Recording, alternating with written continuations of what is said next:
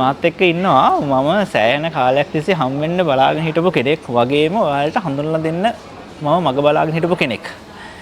Doctor රුචිර සෝමවීර. බොහොම ස්තුතියි. තාම සන්තෝෂයි කසුන්. thank you invite කරාට මේකට. ඩොක්ටර් රුචිර කියලා කියන්නේ බයොලොජිස්ට් කෙනෙක්, ජීව විද්‍යාඥයෙක්. හරියටම කියනවා නම් මරීන් බයොලොජිස්ට් කෙනෙක්. දැනට National Geography ආයතනයත් එක්ක එකතුලා වැඩ කරනවා. ලංකාවේ නම ලෝකයට අරන් යන අපූර්ව මිනිස්සෙක්. හැබැයි අපි රුචිරව දැනගන්නේ content creator කෙනෙක් විදිහට.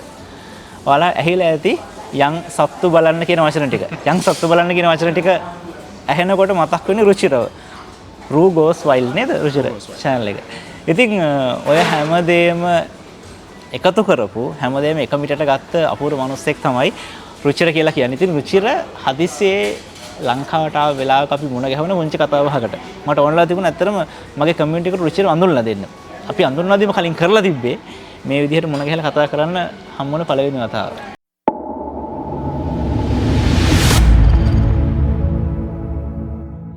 හරි මම කිව්වොත් රුචිර ගැන. දැන් රුචිර කියන්නකෝ රුචිර ගැන. හරි. රුචිර සෝමවීර මම අර කසුන් කිව්වත් වගේ ජීව විද්‍යාඥයෙක්. ජීව විද්‍යාව ඇතුළේ එක ශාස්ත්‍ර තියෙනවානේ. මගේ ෆීල්ඩ් එක මගේ ස්පෙෂාලිටි එකට කියන්නේ හර්පටොලොජි කියලා. කියන්නේ උරගීන් පිළිබඳව තමයි මගේ විශේෂඥතාවය තියෙන්නේ. ඒක ඇතුළේ බිහේවියරල් ඉකොලොජි එහෙම නැත්නම් උන්ගේ චර්යාවන් ගැන තමයි මම හදාරන්නේ. ඉතින් පොඩි කාලේ ඉඳලා තිබ්බ ඔය ආසාව තමයි උරගයෝ ගැන කතා කරන එක. ඉතින් ඒක අර හොබි එකක් විදිහට පටන් අරන් way of life වෙලා දැන් ඒක කරියර් එකක් වෙලා තියෙනවා. රයිට්. එතකොට මේ රුචිර කොහෙද ඉපදුනේ? අපි දැන් රුචිර දැකලා තියෙනවා සත්ත්ව විද්‍යාඥයෙක් විදිහට මිනිස් අතරට ගිහිල්ලා දෙනවට තාම දන්නේ නැහැ රුචිර කොහෙද ඉපදුනේ, රුචිරගේ මුල් කොහෙද, රුචිරගේ අධ්‍යාපනය කොහෙද ලැබුවේ? ඒ විස්තර ටික මට පොඩ්ඩක් කියන්නකෝ රුචිර. උපන්ගම කෑගල්ල කිව්වට අඹන්පිටියේ. අපේ ගෙවල් ළඟමයි. දැන් තමයි ඒක දැනගත්තේ. ඉතින් එනකොට දැන් කෑගල්ල ඉපදුනාට මගේ අම්මයි තාත්තයි ඒ කට්ටියගේ ඒ කාලේ පුළුවන් වෙලා තිබ්බ දෙයින් ඉතාලම හෙපිටට ගිහිල්ලා මේ මාවයි මගේ මල්ලිවයි නුවර ඉස්කෝලේකට දැම්මා ත්‍රිත්ව විද්‍යාලයට 20 එකට. ඉතින් ඒ දැන් මට එහෙම හිතා ගන්නවත් බෑ ඒ කොහොමද කරේ කියලා. ඇත්තටම අපි හිතපු සෝෂල් ඉකොනොමි ඒ ක්ලාස් එකත් එක්ක බලද්දි. ඉතින් මම ඉතාලම ඒක ගැන ස්තුතිවන්ත වෙනවා අම්මටයි තාත්තටයි. ඉතින් මුලින්දලම ඒ කියන්නේ එක වසරේ ඉඳලා මගේ ප්‍රාථමික අධ්‍යාපනයේ මේ පාසල් අධ්‍යාපනය සම්පූර්ණයෙන්ම ත්‍රිත්ව විද්‍යාලේ. ඒකින්ද නුවර තමයි හැදුණු වැඩුණේ. ඊට පස්සේ 20 එකට ඉවරලා මට හැම වෙලේම ඕන වෙලා තිබ්බේ විද්‍යාඥයෙක් වෙන්න. ඒකින්ද සයන්ස් ෆීල්ඩ් එකේ යන්න. ඊට පස්සේ පේරාදෙණිය විශ්වවිද්‍යාලයෙන් තමයි මගේ මූලික උපාධිය ලබා ගත්තේ බැචලර් ඔෆ් සයන්ස්. ඒකෙදිත් මම ස්පෙෂල් ඩිග්‍රී එකක් කරා. ඒක මම තාම හොඳට පර්ෆෝම් කරා. මොකද ඒක අර ඕන වෙලා තිබ්බ දෙන්නේ බොක්කෙම ඕන වෙලා තිබ්බ දේ. රයිට් ඒක නිසා ඒ වෙනකොට ගත්ත හොඳ රිසල්ට්ස් අරගෙන ඒ ගත්ත සමාර්ථ සහ ඒ ගත්ත රිසල්ට් සහ ඒ වටා කරපු තව ගොඩක් ඒවා එකතු වෙලා මට හම්බුණා ඩිරෙක්ට් PhD එකක්. ඔය කාලය ඇතුළත මට අතරම අවස්ථාව හම්බුණා. ඒ කියන්නේ අන්ඩර් ග්‍රැජුවේට් කෙනෙක් විදිහට මට හම්බුණා ලෝකේ තියෙන කියන්නේ ප්‍රධානම පෙළේ විශ්වවිද්‍යාල කිහිපයක වැඩසටහන් වලට සම්බන්ධ වෙන්න. ඉතින් ලංකාවේ මේ අන්ඩර් ග්‍රැජුවේට් කෙනෙක් විදිහට ඒ කියන්නේ මූලික උපාධිය හදාරන ශිෂ්‍යයෙක් විදිහට ලොකු chance එකක් මේ මම හාවර්ඩ් යුනිවර්සිටි එකත් එක්ක සම ස්කූල් එකකට යන්න ස්කෝලර්ෂිප් එකක් හම්බුණා. ඒ ASCII කේම්බ්‍රිජ් යුනිවර්සිටි එකේ ඉන්ටර්න්ෂිප් එකක් හම්බුණා. ඒකට අදාළවම මේ Natural History Museum of London එහෙම නැත්නම් ලන්ඩන් වල ස්වභාව විද්‍යා කෞතුකාගාරයේ බර්සරි එකක් හම්බුණා. ඉතින් ලංකාවේ ශිෂ්‍යයෙක් විදිහට ඒක මේ achievement. ඒ ඔක්කොම එකතුවත් හින්දා මට බාහිර මේ මගේ මූලික උපාධිය ඉවරනවත් එක්කම මට හම්බුණා මේ ෆුල් ස්කෝලර්ෂිප් එකක් ඕස්ට්‍රේලියාවේ ආචාර්ය උපාධියක් කරන්න. එහෙම කරලා මේ PhD එකේ කරපු performance ඉඳලා එතනින් හම්බුණා අපි වර කියනවා පශ්චාත් ආචාර්ය උපාධි අධිශිෂ්‍යත්ව කියලා ඒ post graduate fellowship එකක් හම්බුණා ඕස්ට්‍රේලියාවේ ජාතික විද්‍යායතනයේ CSIR එකේ. එහෙම ඊට පස්සේ එතනින් මම appoint වුණා ඕස්ට්‍රේලියාවේ ෆෙඩරල් ගවර්න්මන්ට් එකේ විද්‍යාඥයෙක් වශයෙන්. ඒක තමයි මේ දක්වා ආපු කතාව නේ රුචිර. ඒක තමයි කතාව. එතකොට දැන් ඕකද childhood dream එක වෙලා තිබ්බේ පොඩි කාලේ dream එක තමයි මේ achieve කරලා තියෙන්නේ. අනිවාර්යයෙන් මට ඇවිදින් නෑ මේක මගේ planned ඒ කියන්නේ මේ මිනිස්සු ඒ කියන්නේ තමන්ගේ කැරියර් එකක් විදිහට ගන්න එක එක හේතු මත එතනින් ඉන්න පුළුවන් නේ. මගේ කතාව මම මුල ඉඳලම මට මේක තමයි ඕන වෙලා තිබ්බේ. ඒ කියන්නේ මට ඇවිදින්න පුළුවන් කාලේ ඉඳලා සත්තු ගැන තමයි පිස්සුව තිබ්බේ. අනික මම දැන් මට මේ වෛද්‍ය විද්‍යාලයට යන්න පුළුවන්කම තියද්දි මම විද්‍යා ශාස්ත්‍රය තෝරාගත්තේ. මට ඒකටත් මම අම්මටයි තාත්තටයි ගොඩාක් ස්තුතිවන්ත වෙනවා. ඒක දුන්නේ ඒ ෆ්‍රීඩම් එක. හරිද? ඔයා කැමති දේ හරියට කරන්න කියලා ඒ දුන්න ෆ්‍රීඩම් එක. ඉතින් ඒක හින්දා මම මගේ හැම ස්ටේජ් එකක්ම මම තීරණය කරලා කරපු දේවල් අර මට ඕන වෙලා තිබ්බ පොඩි කාලේ තිබ්බ ඒ පිස්සුව කවදා හරි රස්සාවක් විදියට කරලා තව කවුරු හරි ගෙවනවා නම් ඒකට තවත් හොඳයි. ඉතින් ඒ තත්ත්වෙට මේ ඒ ගමන් මග ඇත්තටම ප්ලෑන් එකක්. මගේ විනෝදාංශයේ ජොබ් එකක් විතර අවසානයේදී දැන් කරා. අනිවාර්යයෙන් when your hobby becomes your job you don't have to work. yeah. එතකොට රුචිර ඔයා වගේ ඔය ඩ්‍රීම් එක තියෙන කට්ටිය ලංකාවේ ඉන්නවනේ. අනිවාර්යයෙන්. يعني සෑහෙන දුරට ගිහිල්ලා මේ විදිහේ බයොලොජිස්ට් කෙනෙක් වෙන්න ඕන. ජීව විද්‍යාව පැත්තෙන් ඉස්සරහට යන සත්තුන්ට ආදරය කරන මිනිස්සු උඩ තරම් මගේ channel එක බලලා මගේ channel එකට එකතු මට ඒක තේරුණා. මම I'm a follower of you too. මේ මට ඒක තේරුණා. එතකොට එහෙම කෙනෙකුට අපි හිතන්නකෝ දැන් ඉන්න ළමයෙක් 10 වසරේ 9 වසරේ 10 වසරේ. ඔයාගේ childhood dream එකම තමයි තියෙන්නේ. එහෙම කෙනෙකුට ඇත්තටම ලංකාවේ මඟ පෙන්වන්න කවුරුත් නැහැ. ඒකම තමයි ප්‍රධාන හේතුව රුචිර අද මේ වැඩේට සම්බන්ධ කරගන්න එක. හරි. එහෙනම් රුචිර මට පොඩ්ඩක් කියන්න අපේ කට්ටියට කියන්න කොහොමද 9-10 වසරේ ඉන්න ළමයෙක් තමන් හදාගන්න ඕන පේපර් ක්වොලිෆිකේෂන්ස් මොනවද? A level කරන්න ඕන මොනවද? තමන් හදාගන්න ඕන ඩිග්‍රී මොනවද? එතනින් එහාට තියෙන ඔපචුනිටිස් මොනවද? ඒ ගැන චුට්ටක් කියන්න. දැන් ඔය සම්බන්ධවම මේ මගේ channel එකට ගියොත් මම මේ ඩොක්ටර් රුචිර විජේසේන ලංකාවේ ඉන්න ඒ සයන්ස් කමියුනිකේෂන් වලට ලොකු සේවයක් කරන පුද්ගලෙක්. අපි දෙන්න කරපු සාකච්ඡාවකක් තියෙනවා. ඒකෙත් ටිකක් වැඩි විස්තර තියෙනවා. මම ඊටාම සංක්ෂිප්තව දක්වන්නම්. ලංකාවේ අධ්‍යාපන ක්‍රමය අනුව ඔයාට ඉස්සරහට වෙන්න බලාපොරොත්තු වෙන දේ A level මට්ටමේදී තීරණය කරන්න ඕනේ. හරිද? මොකද අපේ අධ්‍යාපන ක්‍රමේ ෆ්ලෙක්සිබිලිටි එකක් නැහැ ෆීල්ඩ්ස් අතර ලොකුවට මාරු වෙන්න. right? ඒකින්ද බයොලොජිස්ට් කෙනෙක් නම් වෙන්න ආසාව තියෙන්නේ A level වලට ජීව විද්‍යාව බයෝ සයන්ස් කරන්නම වෙනවා. ඒ කියන්නේ බයෝ සයන්ස් වලින් ඩිග්‍රී එකකට යන්න කැමති නම් සහ බලාපොරොත්තුවක් තියෙනවා නම්. ඒක නිසා තමන් 9 වසරේ 10 වසරේ කියන්නේ A level පන්ති වලට යන්න ඉන්න දරුවෙක් නම් හරිම වැදගත් ඒ ප්ලෑන් එක තියෙන එක. right?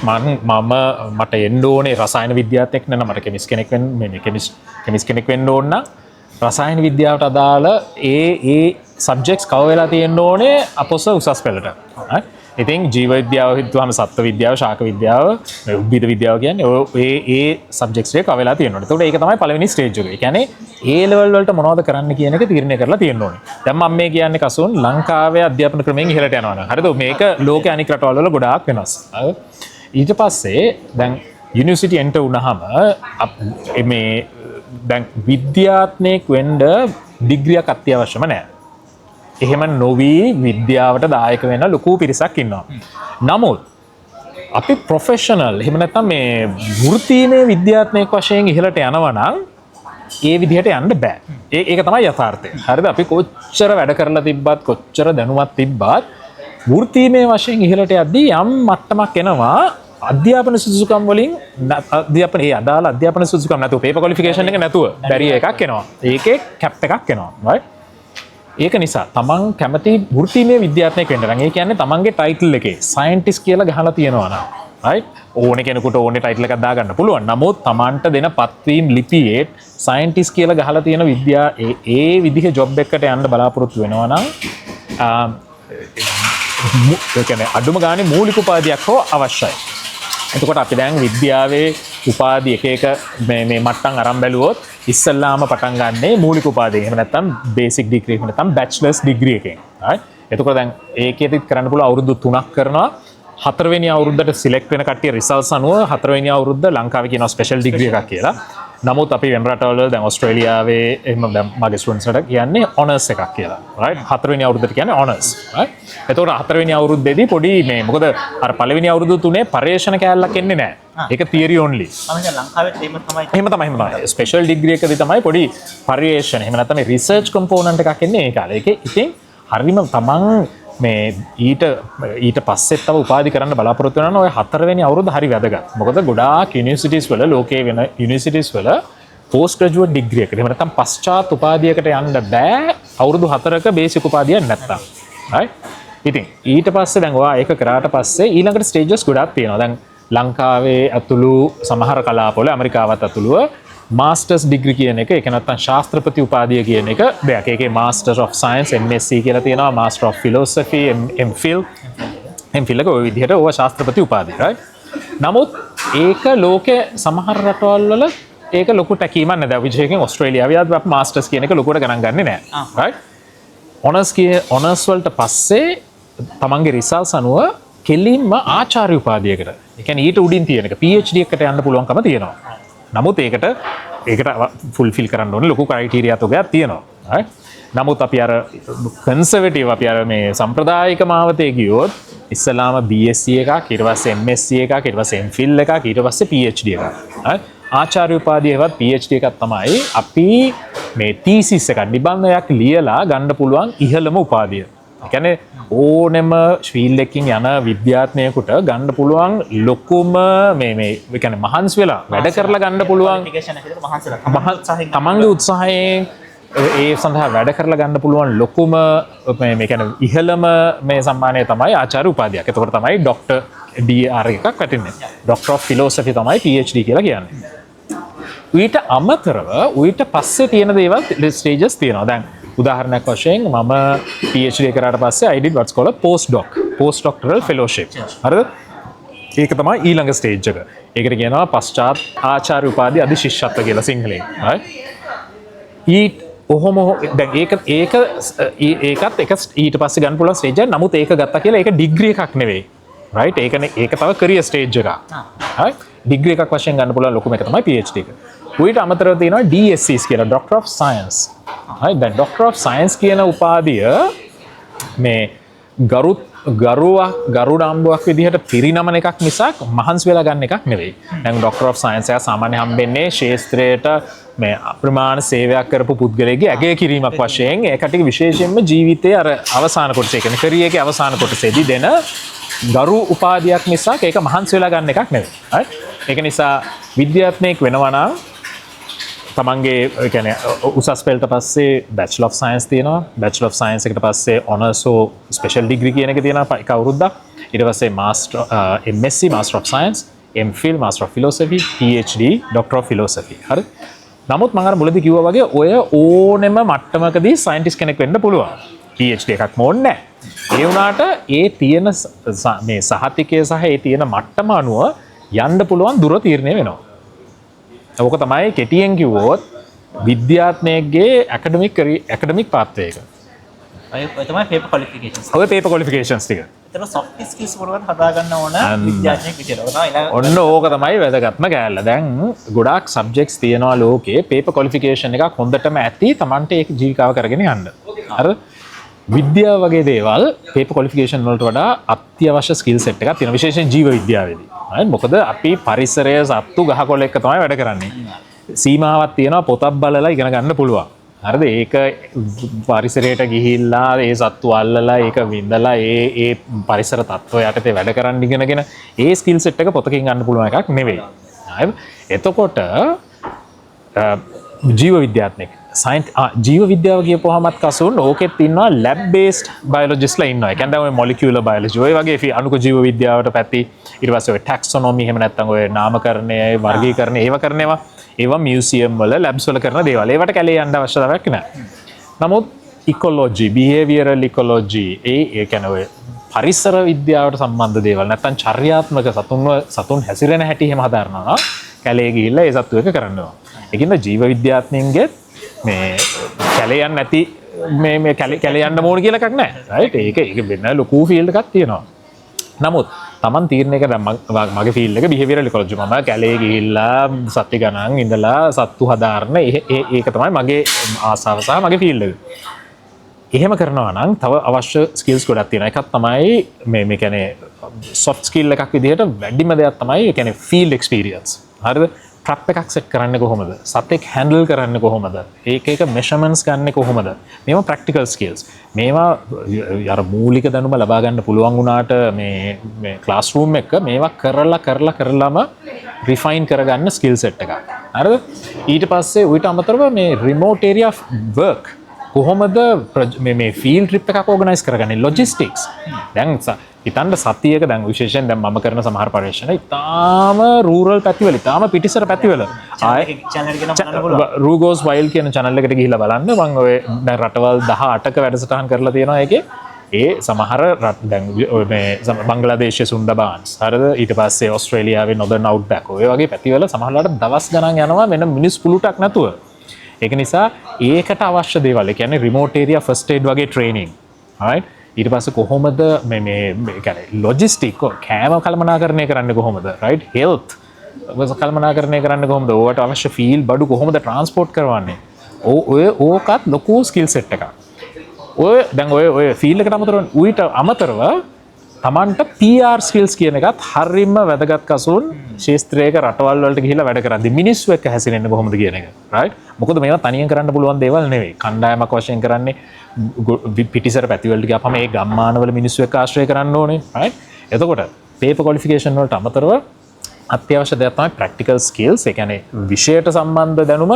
ඊට පස්සේ logistics right ඒක මේ යම් කිසි දෙයක් organize කිරීමේ හැකියාව ඊට පස්සේ PR skills සමාජයක මිනිසුන් එක්ක කොහොමද ගැවසෙන්නේ කියන එක. ඉතින් ජීව විද්‍යාවේදී මම හිතන්නේ අර paper qualification කියන එක වැදගත්. නමුත් ඒ හා සමානවම අර අනික් skill set එකක් හැදෙන්න ඕනේ. අනිවාර්යයෙන්. හරි. එතකොට මේ රුචිරම කිව්වනේ දැන් අර තමන්ගේ විනෝදාංශයට ගෙවනවා නම් ඒක මරු කියලා. ජොබ් එකක් විතර කරනවා නම් මරු. එතකොට ඇත්තටම ජොබ් එකක් නෙමෙයි අපි කරන්නේ. අනිවාර්යයෙන්. ඇත්තටම ලෝකේ opportunities කොහොමද? මේ biologist කෙනෙකුට ඔයාගේ field එකේ කියන තරම්. ඔයා සමහරට මට හිතන විදිහට ඔයා එක්සෙප්ෂනල් කැරක්ටර් එකක්. ඔයාට හම්බෙච්ච ඔයාගේ පාත්‍රයේ මුල ඉඳන්ම ඩ්‍රීම් එකත් එක්ක ගියපු කෙනෙක්. ඒ එම් එක තියාගෙන ගියපු කෙනෙක්. එතකොට ඒ විදිහට ගියපු කෙනෙකුට හැරෙන්න මේ ෆීල්ඩ් එකේ සර්වයිව් වෙන්න පුළුවන්ද? මේකේ ජොබ් ඔපචුනිටිස් කොහොමද? ලෝකෙ මේක පිළිගන්න දෙයක්ද? මේකට ගෙවනවද? දැන් කසුන් ඔය තර්කය තමයි ගොඩාක් අය දැම්මේ දැන් ලංකාවේ බහුතරයක් පේරන්ට්ස්ට තියෙන කන්සර්න් එකක් නේ. ඒක සාධාරණයි. හරි. මොකද දැන් බයොලොජි එක කියන්නේ ඒ ලෙවල් වලට බයොලොජි කරලා මෙඩිසින් ගියොත් අවුට් වෙද්දි ප්ලේස්මන්ට් එකක් තියෙනවා, ජොබ් සිකියුරිටි එකක් තියෙනවා. same with engineering. හරි. බයොලොජි වගේ ජෙනරල් ඩිග්‍රීස් වල එහෙම එකක් නැහැ. තමන් මහන්සි වෙලා ජොබ් එකක් හොයාගත්තොත් මිසක් අර ප්‍රෝග්‍රෙෂන් එකක් නැහැ. ඩිග්‍රී එක උරුණාට පස්සේ ඉන්ටර්න්ෂිප් එකක් ප්ලේස්මන්ට් එකක් නැහැ. නමුත් ඒකෙන් කියවෙන්නේ ඔපචුනිටිස් නැහැ කියලා. වැදගත් දේ තමයි ඔපචුනිටිස් කියන ඒවා බෝලෙ පිටින් ගෙනත් දෙනකන් හිටියොත් හරියන්නේත් නැහැ. ඒ අපි අර අපේ එක අවාසනාවන්ත දෙයක් තමයි අපේ සමාජයේ සහ අපේ අධ්‍යාපන ක්‍රමයේ අර දෙනකම් බලන් ඉන්න එක. කවුරු හරි කියන්න ඕනේ. මෙහෙම කරපන්. ළඟට ගෙනල්ලා දෙනකන් ඉන්න ඕනේ. එහෙම හිටියොත් කරන්න පුළුවන් ෆීල්ඩ් එකක් නෙවෙයි කිසිසේත්ම. right? නමුත් තමන්ගේ සෝත්සාහයෙන් කට්ටියට කතා කරලා දැන් මම A level පන්තිවලදී ඒ කියන්නේ A level කරද්දී මම networking පටන් ගත්තේ. මට A level පන්තිවලදී මගේ first job එක හම්බුණා IUCN එකේ ලෝක සංරක්ෂණ සංගමයේ බුන්දල තිබ්බ research එක field assistant. ඉතාලම කුඩා job එකක්. ඒක දවස්වල හිටපු senior scientist ලා එක්ක ගිහිල්ලා ඉගෙනගෙන ඒකට උදව් කරන්න. හරිද? A level පන්තිදී. ඒව හම්බුනේ මේ මොකුත් හින්දා නෙවෙයි. ඉස්කෝලේ කාලේ ඉඳලා පුළුවන් තරම් වැඩ පෙන් ඒ කියන්නේ කරන්න පුළුවන් හැමදේම ඒ දවස්වල ඉන්ටර්නෙට් ඊමේල් මේ සෝෂල් මීඩියා මොකුත් නැහැ. හරිද? ඒ අදාළ ඒ දවස්වල හිටපු සීනියර් සයන්ටිස්ට්ලාට කතා කරලා මට මතකයි මේ සිකුරාදා හවස් වරුවේ වෙද්දී මේ මමයි මගේ තව යාළුවෝ සෙට් එකක් හිටියා. දැන් ඒ ඔක්කොමලත් විද්‍යාඥයෝ අතරම මේ අපිට කියනවා පේරාදෙණිය විශ්වවිද්‍යාලයට ගිහිල්ලා ඒ දවස් හිටපු ඔය ડોક્ટર ඇන්සලම් සිල්වා ડોક્ટર චන්දබම් රදිනිය ડોક્ટર මාධව මීගස් කුඩෝ කට්ටියගේ ලැබ් වලට ගිහිල්ලා මොනවද වෙන්නේ කොහොමද මේවා කරන්නේ මේ ලෙවල් පන්තිවලදී හරිද ඉතින් අර ඒ තමන් you have to be a go getter නමුත් එහෙම කරාට පස්සේ තමන් අර දොරවල් ඇරෙන්නේ නැහැ නොක් කරේ නැත්තම් හරි එහෙම කරනවා නම් ඔපචුනිටිස් වල ඇත්තටම අඩුවක් නැහැ මම පිළිගන්න ඕනේ ලංකාවේ ඒ ෆීල්ඩ් එකේ සීමා සහිත වපසරියක තමයි හැසිරෙන්න පුළුවන් වෙන්නේ. නමුත් අපි මූලික මන්නම් හැම එක්කෙනාටම කියන දෙයක් තමයි ඔය මේන්තර ලොක් නැහැ කියන ඒ අදහසේ හිටියොත් ගොඩ යන්න බෑ. හරි. ලෝකේ හරියම ලොකු ස්ථානයක්. ලෝකේ ඕන තරම් ඔපචුනිටිස් තියෙනවා ওই ෆීල්ඩ් එකේ. ඕන අපිට කියන්නත් පුළුවන් මොන වගේ පැතිවලද බයොලොජි මේවා තියෙන්නේ කියලා. මේ නිකන් ඉතාලම කෙටියෙන් කිව්වොත් බයොලොජි ජොබ්ස් තියෙන ෆීල්ඩ්ස් පහක් තියෙනවා right එකක් තමයි ඇකඩමියා ඒ කියන්නේ දැන් බයොලොජිස්ට් කෙනෙක් විදිහට එක්කෝ යන්න පුළුවන් යුනිවර්සිටි එකක ටීචර් කෙනෙක් වගේ ඒ කියන්නේ දැන් අපි ඉන්නේ ලෙක්චරර්ස්ලා ප්‍රොෆෙසර්ස්ලා දැන් මතක තියාගන්න ඔය ප්‍රොෆෙසර් කියන තනතුර ඒක ඩිග්‍රී එකක් නෙවෙයි ඒක තමන්ගේ තියෙන ඒ කියන්නේ මේ තනතුරක් ජොබ් ටයිටල් එකක් right එතකොට දැන් ඒ ඇකඩමියා එහෙම නැත්නම් අධ්‍යාපන පැත්තෙන් යන්න පුළුවන් සයන්ටිස්ට්ලා ඉන්නවා. ඊට පස්සේ ඉන්නවා ප්‍රොෆෙෂනල් රිසර්ච් ඉන්ස්ටිටියුට්ස් වල ඉන්න කට්ටිය. දැන් ලංකාව ගත්තොත් නාරයක වගේ. හරිද? ඒ කියන්නේ පර්යේෂණ මධ්‍යස්ථාන වල ඉන්න සයන්ටිස්ට්ලා. මේ කට්ටිය උගන්වන්නේ නැහැ. මේ කට්ටියගේ පූර්ණ කාලීන වැඩේ තමයි විද්‍යාත්මක පර්යේෂණ. දැන් ඔස්ට්‍රේලියාව ගත්තා මගේ පළවෙනි මම ගිය මාර්ගයේ ඒ පැත්තෙන්. CSIRO කියන්නේ ඔස්ට්‍රේලියාවේ National Science Academy එක. ඒකේ. ඇමරිකාව ගත්තොත් NOAA වගේ ආයතන. right? ඒ දෙවෙනි කාණ්ඩය. තුන්වෙනි කාණ්ඩය තමයි regulatory departments. ඒ කියන්නේ රජයේ ආයතන තියෙනවා ඒවැ සයන්ටිස්ට්ලා ඉන්නවා. ඒ කට්ටිය මේ පර්යේෂණ කරනවට වඩා බලන්නේ සතුන් මැනේජ්මන්ට් එහෙම. right? දැන් ලංකාවේ වනජීවි සංරක්ෂණ දෙපාර්තමේන්තුව වගේ මම දන්න තරමින් වනජීවි සංරක්ෂණ දෙපාර්තමේන්තුවේ in-house scientist group එකක් නැහැ. නමුත් මට වැරදින්න පුළුවන්. මම ඇත්තම ඒක දැන් දන්නේ නැහැ. නමුත් ඔස්ට්‍රේලියාවේ එහෙම ගත්තොත් හැම government department එකේම in-house science group එකක් ඉන්නවා. ඒ කට්ටියගේ ලොකුම කාර්යය මේ සත්තු ගැන හදාරන එක නෙවෙයි. මේ ගන්න තීරණ මේ policies වලින් සත්ත්ව සංරක්ෂණයට කොහොමද වැඩපාන්නේ. අන්න ඒ වගේ research කරන එක. හරි? ඊළඟට කාණ්ඩයක් තියෙනවා ඔය NGOs වල. ඒ කියන්නේ මේ පරිසර සංරක්ෂණ සංගම් දැන් අපි සංගම් කියපුවාම ලංකාවේ ඒක ජොබ් එකක් විදිහට දකින්න නැති වුණාට දකින්නේ නැහනේ. ලෝකේ ලොකු කණ්ඩායම් තියෙනවා මේ ඒ කියන්නේ full time scientistලා ඉන්න දැන් WWF හරිද? ඔය ඒ වගේ ඊට පස්සේ Nature Conservancy ඔස්ට්‍රේලියාව ගත්තොත් Arid Recovery Australian Wildlife Conservancy right Bush Heritage ඔය වගේ ආයතනවල in-house scientistලා ඉන්නවා. ඒකට පූර්ණ කාලීන රස්සාවල් කරන්නේ. පස්වෙනි කාණ්ඩය තමයි උපදේශන සේවා නැත්නම් consultancies. මම දැන් අවුරුදු 5ක විතර ඉඳලා මම අර මගේ professional research making මට offer එකක් හම්බෙලා මම ගියා consultancy field එකට. right මම දැන් full time මගේ ඒ කියන්නේ පූර්ණ කාලීන රස්සාව ලෝකේ විශාලතම උපදේශන සමාගමක් වෙන ස්ටැන්ටෙක් කියන එකේ ආසියා පැසිෆික් කලාපයේ වාර ප්‍රධාන විද්‍යාඥයා වශයෙන්. ඉතින් මගේ ටීම් එකක් ඉන්නවා විද්‍යාඥයෝ 280ක විතර. right ඒ කට්ටියට ටෙක්නිකල් ඇඩ්වයිසරි සපයන එක. ඒ වගේ ජොබ්ස් වලදී කරන්නේ රජයන් වලට එහෙම නැත්නම් වෙනත් ආයතන වලට කම්පැනිස් වලට පරිසරය සංරක්ෂණය ඒ ගන්න තීරණ කොච්චර සාර්ථකද එහෙම කොහොමද විද්‍යාත්මකව ඒක කරන්නේ වගේ උපදේශ සපයන එක ඇඩ්වයිසරි සපයන එක. ඉතින් ඔය වගේ ඔය මම අර කියපු පහට ඕ වගේ ලෝකේ පුරා ඔපචුනිටිස් තියෙනවා. අපි හිතන්නේ නැති ලොකු ඔපචුනිටිස් කොට මේකද අනිවාර්යෙන් අපි දකින්නේ නෑ දැන් අපි අනික දැන් ලංකාවේ බයලෝ කරපුවාම ගොඩක් අය හිතන්නේ ටීචින් තමයි ජොබ් එක කියලා. හරිද? ඒකත් එකක්. ඒක කිසිසේත්ම අවතක්සේරු කරන්න ඕන දෙයක් නෙවෙයි. මගේ අම්මත් ටීචර් කෙනෙක්. මේ දෙන්නම සයන්ස් ග්‍රැජුවේට්ස් ළමයි තාත්තයි. ඉතින් මේ ඒකත් තව ෆීල්ඩ් එකක් ටීචින් එක. මෙයාලා හදන්නේ. ඉතින් ටීචර්ස්ලා නැත්නම් අපි මෙතන ඉන්න අර ඔයා මම ඇතුළු කවුරුත් ඔව් ඒක නිසා ඒක කිසිසේත්ම මේ ඒකත් හරියම ගෞරවාන්විත තවත් මේකක්. ඒක නමුත් ඒකත් අයි තියෙන අර ඇකඩමියා කියන කාණ්ඩයට. එතකොට දැන් රුචිර මේ මගේ channel එක හැදෙන්නේ වෙනම concept එකකටනේ. දැන් මගේ channel එකේ නම Planet 361. ඒ කියන්නේ ලෝකේ අපි අංශක 360න් එහා දකින්නවා කියන එක. සංචාරකෙක් විදිහට මගේ අර තියෙනවා dream එකක් ලෝක රටවල් 100කට යනවා කියන එක. තාම සුන්දර. හරිද? තාම ඒක dream එකක් නෙවෙයි. ඒක aim එකක්. aim එකක්. not a dream. aim එකක්. හරි? එතකොට මගේ channel එකේ ගොඩක් කට්ටිය ඉන්න ඔය aim එකත් එක්ක වටේ right. සත්ත්ව විද්‍යාඥයෙක් එහෙම නැත්නම් ජීව විද්‍යාඥයෙක් විදිහට සහ ජීව විද්‍යාඥයෙක් විදිහට සංචාරක ජීවිතයට කොච්චරක් ඒක බලපානවද? දැන් රුචිරම කිව්වා channel එකේම දැන් රටවල් 18ක වීඩියෝස් කරලා තිනවා. දැන් රටවල් කීයක් ගිහලා තිනවද? රටවල් මේ වෙනකොට මම 25ක 30ක් අතර වගේ ප්‍රමාණයක් කරලා තියෙනවා. මගේ මේ ගොඩක් වෙලාවට කසුන් ඒ කියන්නේ රටවල් ප්‍රමාණය අඩුයි. නමුත් එකම රටට මේ සමහරවල දැන් ඉන්දුනීසියාවේ සමහර දුපත් ගත්තොත් දැන් 20 30 පාරක් ගිහිල්ලා තියෙනවා. බාලි වල මොකද මම අනිවාර්යයෙන් මොකද මම බාලි වල උරගයෝ ගැන පොත ලිව්වෙත් මම ඉතින් ඒකේ අස්සම් මුල්ලන්න නැර ගිහිල්ලා තියෙනවා. මේ නමුත් අර රටවල් ප්‍රමාණය මගේ අඩුයි. මේ එනකොට මගේ අර ඒ කියන්නේ දැන් ලංකාවට 100 පාරක් ආවත් බලන් ඒවා 100 දේවල් තියෙනවා. හරිද?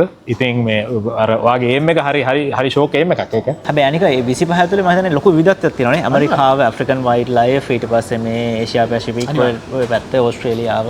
මට මේ වෙනකොට මහද්වීප 5ක පර්යේෂණ කරන්න මේ අවස්ථාව හම්බෙලා තියෙනවා. ඒ අවස්ථාව හදාගෙන තියෙනවා. මේ ඉතින් ලොකු අවබෝධයක් තියෙනවා. ඒ කියන්නේ මේ සත්තු විතරක් නෙවෙයි ඒවැ මට ලොකු ආසාවක් තියෙන දේවල් තමයි කල්චර් එක right මේ සංස්කෘතිය මොකද ඒවත් සත්තු පරිසරයත් එක්ක හරිය බැඳිලානේ තියෙන්නේ මිනිස්සු කියන්නේ මොකක්ද ඒකට කියන්නේ මිනිස්සු අනිවාර්යෙන් ඉන්න මිනිස්සු සත්තුනේ මිනිස්සු සත්තු අනික දැන් අපි අපේ දැන් ලෝකේ මේ අදහසක් වෙනස් වෙගෙන යනවා කසුන් අපි ওই වනජීවීන් සංරක්ෂණය කියන එක මිනිසා නැතුව අයින් කරලා කරන්න පුළුවන් දෙයක් නෙවෙයි කියන මිනිසුන් සහ සතුන් අතර තියෙන සම්බන්ධය හරිම වැදගත් ඒකට එතකොට රුචිර දැන් ඔයාගේ childhood dream එකට ඔයා ගිහිල්ලා තියෙනවා. එතකොට biologist කෙනෙක් විදිහට achieve කරපු highest dream එක මොකද්ද? highest තැන මොකද්ද ඔයා ගිහිල්ලා තියෙන්නේ? right එකන ටෙක්නිකල් පැත්තෙන් ගත්තොත් කසුන් මට දැන් ලංකාවේ අධ්‍යාපන ක්‍රමය අනුව දැන් වෙන රටක නම් තමන් හැදුනේ ඒ අධ්‍යාපන ක්‍රමයකින් ගියොත් සාමාන්‍ය අවුරුදු 25 දී වගේ ආචාර්ය උපාධියක් ගන්න පුළුවන්. හරිද? ලංකාවේ අධ්‍යාපන ක්‍රමවල ඒක කරන්න බෑ. ඉතින් මට ලොකු ටාගට් එකක් තිබ්බා අවුරුදු 30 වෙද්දි මට ආචාර්ය උපාධියක් ඕනේ, මට ෆුල් ටයිම් සයන්ටිස්ට් පොසිෂන් එකක් ඕනේ කියලා මම ඒක අචීව් කරා. හරි? ඉතින් ඒක මගේ තිබ්බ අර ලොකු ටාගට් එකක්. නමුත් දැන් ආපසු හැරිලා බලද්දි මම බයොලොජිස්ට් කෙනෙක් විදිහට මට යන්න ඕනේ තැනකට මම ඒ කියන්නේ ලේසි වැඩක් නෙවෙයි මේ රටකින් ගිහිල්ලා ඕස්ට්‍රේලියාව වගේ රටක ඒ කියන්නේ බහුජාතික සමාජයක ප්‍රධාන විද්‍යාඥයා වෙන එකත් ලේසි දෙයක් නෙවෙයි. හරිද? ඒකට ලොකු මේ පරිශ්‍රයක් දැරලා තියෙනවා එතනට එන්න. ඉතින් ඒක මම අවංකවම සන්තෝෂ වෙනවා ඒ වගේ ස්ථානයකට ගිහිල්ලා මේ කට්ටියව ඉන්ෆ්ලුවන්ස් කරන්න පුළුවන්කම, ඉන්ස්පයර් කරන්න පුළුවන්කම. කරියර් පැත්තෙන් ගත්තොත් ඒක මම දකිනවා ලොකු අචීව්මන්ට් එකක් කියලා ව්‍යායාම.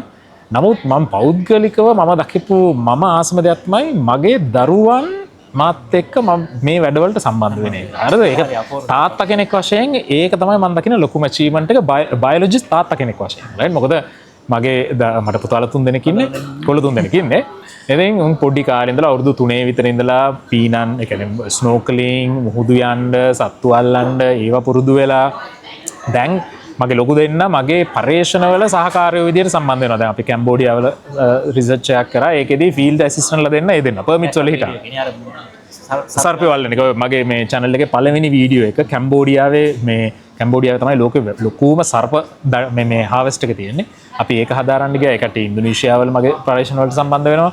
ඉතින් මගේ ලොකු පුතයි මායි එයාට අවුරුදු 10 දී මේ පේපර් එකක් පබ්ලිෂ් කරා. එයා තමයි දැනට ඔස්ට්‍රේලියාවේ මේ කියන්නේ peer reviewed international index paper එක ලාබාලම author. එයා අවුරුදු 14 දී ලයිසන් එක අරගෙන දැන් මාත් එක්ක මේ ඩයිවිං සහ ඒවට සම්බන්ධ වෙනවා විතරක් නෙවෙයි අපි දෙන්න ළඟදී මේ ඔය වගේ මේ මුහුදු තෘණ භූමි සංරක්ෂණ මේකට දායක වුණා. එයා තමයි ඒක හිටපු youngest diver. මම වීඩියෝ එකත් ගැන තිබුණා. ඒ අන්තිම වීඩියෝ channel එකේ ඒක ගැන තියෙන්නේ. ඉතින් මට කියන්නේ බයොලොජිස්ට් කෙනෙක් විදිහට achievement එකක් කිව්වොත් මම ඒක අර මගේ career එකට වඩා උඩින් මම සලකනවා. future dreams මොනවද? future dreams අතරම දැන් මේ ළඟතදී තමයි දැන් ඔය මගේ channel එක පටන් ගන්න දැන් කසුන් මාස 8ක් විතර වෙන්නේ. ඔව් 8ක් විතර වෙන්නේ. පටන් ගත්ත ගමන් අපි හම්බුණානේ. හරිම පොඩි ප්‍රමාණයක්. ඉතින් මේ අතරම අප්‍රේල් ළඟ පටන් ගත්තේ මේ පහුගිය අවුරුද්දේ මාස 8ක් වගේ ඉඳන් අනේ ඒ දවස්වල ඉඳලා ඔයා දුන්න සහයෝගයට මම ඉතාම මේ ස්තුතිවන්ත වෙනවා. නැත්තම් උචර මේකෙන් තේරුමක් නේ අපි මේ විදිහට අපේ ෆෑන් බේස් එකක් අපේ පිරිසක් අපි වටේ හදාගෙන ඉන්න එකේ තේරුමක් නැහැ. මේ වගේ මිනිස්සු ගැන මේ වගේ දේවල් ගැන එයාලා අතර රංගි නැත්තම්. බොහොම ස්තුතියි මයිකට ගොඩක් ස්තුතිවන්ත වෙනවා. ෆියුචර් ටීම්ස් ගත්තොත් දැන් මම කරියර් මගේ අත්‍තරම ඊළඟ දැන් මම මේ පටන් ගත්තත් හරි මම හරි තෘප්තියක් ලබනවා මේකෙන්. මොකුත් හින්දා නෙවෙයි මේ. දැන් අත්‍තරම අවංකවම කියනවා නම් මම කරන දේවල් ඉංග්‍රීසියෙන් කරන්න මට මීට වඩා ලේසියෙන් ඒ කියන්නේ ඉම්පැක්ට් එකක් හදන්න පුළුවන්. හරිද? මොකද එකක් ක්‍රවුඩ් එක වැඩි ඒවා බලන. අනික එක ඇත්තටම ලේසි ඉංග්‍රීසියෙන් දේවල් කරන එක වෙන රටක ඉද්දි. මේ සිංහල භාෂාවේ ගොඩක් ටෙක්නිකල් වචන හිටන් හරි අමාරුයි. අමාරුයි. නමුත් මම සිංහල භාෂාවෙන් ඇත්තට මේක පටන් ගත්තේ අර අපේ උන්ටත් පුළුවන් කියන අයිඩියා එක දෙන්න. මොකද අපි හැම වෙලේම ඔය වයිල්ඩ්ලයිෆ් channels වල දකින්නේ මේ විශේෂයෙන් බටහිර ජාතීන් කරන දේවල් ඉංග්‍රීසි භාෂාවෙන්. ඉතින් මට තේරුම් ගත්ත දෙයක් තමයි අපට අර අනේ අපිට මේක රීච් කරන්න බැරි එකක් කියන අයිඩියා එක තමයි එතකොට එන්නේ. right? අපි ගොඩක් ටීවී ගත්තත් සෝෂල් මීඩියා ගත්තත් ඔය සත්තු අල්ලන වැඩ ලෝකේ ට්‍රැවල් කරන වැඩ ඒවා ගොඩාක් වෙලාවට පෙන්වන්නේ මේ ෆොරිනර්ස් ලගේ. ඉතින් මේ ඩ්‍රීම් එකක් විදිහට මට ඇත්තටම මේක තව දියුණු කරගන්න එක තමයි මේ අවුරුද්දේ ලොකු මේක. ඒ වගේ මට ලොකු ඩ්‍රීම් එකක් තියෙනවා යම් අවස්ථාවක ලංකාවේ ඉහළම කඳුකරේ ඉඳලා ගැඹුරුම මුහුදට යනකම් මේ විද්‍යාත්මක පැත්තකින් සත්තු පෙන්වන මේ කොටස් 10ක හෝ යම් ආකාරයක මේ වාර්තා වැඩසටහන් මාලාවක් හදන්න. ඉතින් ඒකට අඩිතාලම දාන්නත් එක්ක තමයි මේ ලංකාවට ආවේ අදාළ පුද්ගලයෝ හම්බෙලා කතා කරන්න. ඉතින් ඒක මගේ හම්බෙන් කොහොමද මාත් මෙහාට සෙට් වෙලා අපි කොහොමද හම්බෙන් කියන්නේ මට මේ ලොකු ගෞරවයක් මේවා කරපු එක. නමුත් මේ නමුත් ඩ්‍රීම් එකක් විදිහට මට ඇත්තම තියෙන්නේ මේක තවත් ලංකාවේ ජනතාව අතරට ගෙනහිල්ලා තවත් කිහිප දෙනෙක් හරි ඉන්ස්පයර් කරන්න පරිසරය ගැන වෙනස් ආකාරයකින් බලන්න තව එකෙක් හරි වෙනස් කරන්න පුළුවන් නම් that is my dream. මම දන්න තරමින් දැන් රුචිර ලංකාවේ A level මට්ටමේ ළමයින්ගේ රෝල් මොඩල් එකක් වෙලා තියෙන්නේ. ඒක එහෙම කරන්න ඒ තත්ත්වෙට එන්න පුළුවන් නේ සිංහලෙන් මං හිතන්නේ ඔක දුන්නේ තමයි. අනිවාර්යයෙන් මට ඇත්තටම දැන් මේ මම channel එක පටන් ගත්තට පස්සේ මේ පහුගිය සති දෙකේ තමයි ලංකාවට ඉස්සෙල්ලාම ආවේ. මට තැන් තැන් වල යද්දී හම්බෙච්ච කට්ටිය දීපු අර ප්‍රතිචාර සහ ඒ පිළිගැනීම අනුව මට ඉතාම සන්තෝෂයක් අසුනේ. ඒ කියන්නේ අර මම හිතුවේ නෑ ඇත්තටම දැන් ලංකාව අපි යම් රාමුවකට සීමා වෙලා තියෙනවානේ. ඒ කියන්නේ දැන් නළු නිලියෝ ගායක ගායිකාවෝ ක්‍රීඩාතරු හරිද ඒ මට්ටමට කවදාවත් විද්‍යාව ප්‍රචලිත වෙන්නේ නැහැ. නමුත් එහෙම වෙන්න ඕනෙත් නැහැ. ඒක හැබැයි එක අතකින් පොඩි දුකකුත් තියෙනවා. දුකකුත් තියෙනවා ඇත්තටම. ඒ කියන්නේ නමුත් මට හරිම සන්තෝෂයි මේ අර යම් ස්ථානයකට ගියපම අරක මට මේ ගමනේදී කසුන් මේ වෙනකොට දෙන්නෙක් හමු වුණා පේරන්ට්ස්ලා දෙන්නෙක්. ඔයාගේ channel එක බලුවා එක්කෙනෙක් කිව්ව එක කතාවක් තමයි ඔයාගේ channel එක බලුවට පස්සේ මම මගේ දුවව දෙවනි පාර A level push කරන එක නවත්තලා එයාට යන්න ඕනේ සයන්ස් යන්න දුන්නා කියලා. හරි. කොච්චර ලොකු දෙයක්ද? තාම ලොකු දෙයක් නේ, right? ඉතින් ඒ වගේ දේවල් අනික මට සයන්ස් ටීචර් කෙනෙක් හම්බුණා හැම සතියෙම මම මේ පන්තියේ ඔයාගේ එපිසෝඩ් එක පෙන්නලා අපි සාකච්ඡා කරනවා මේ විද්‍යාව ගැන. ඉතින් ඒ වගේව හරි සන්තෝෂයි. මට පොඩ්ඩක් රුචිට කියන්න මේ National Geographic එකත් එක්ක තියෙන සම්බන්ධය මොකක්ද? ඒක දැන් කොහොම තත්ත්වයකද වැඩ කරන්නේ? මොකක්ද ඒක වෙන්නේ? හරි.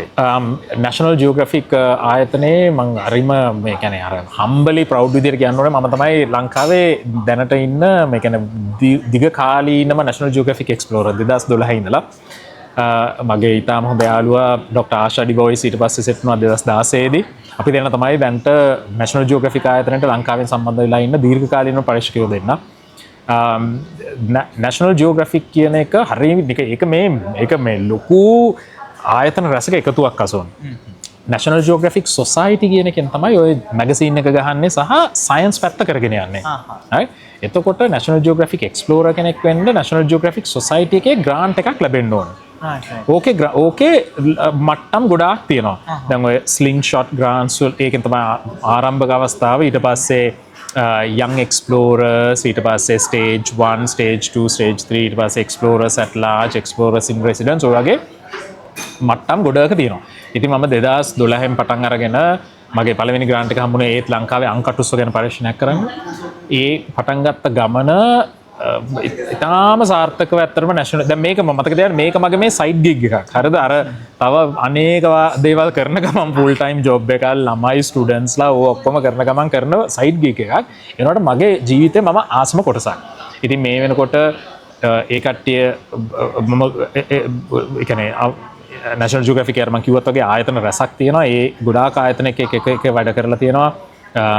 documentary පැත්තෙන් සර්පයෝ ගැන ඩොකියුමන්ටරි සීරීස් එකක් ඊට පස්සේ පොතක් ලිව්වා මම උරගයෝ ගැන ළමයින් සඳහා. ඒකට ලෝකෙම විද්‍යාඥයෝ 4 දෙනෙකුට ඉන්වයිට් කරේ කට්ටිය. එකෙන් මම තාම සන්තෝෂ වෙනවා උරගයෝ ගැන ලියන්න මාව තෝරාගත්තේ.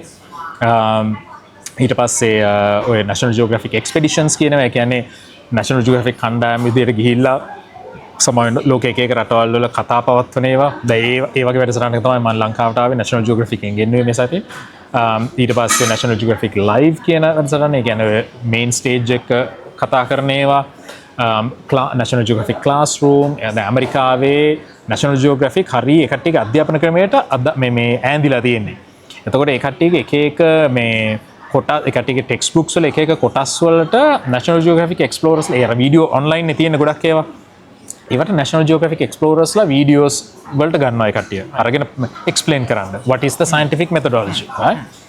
ඒ වගේ ඒවා ඊට පස්සේ මේ grants ඉතින් මේ ඔය වගේ ආයතන ඔය වගේ වැඩසටහන් රසක් එක්ක National Geographic එක්ක මගේ ලොකු සම්බන්ධයක් තියෙනවා.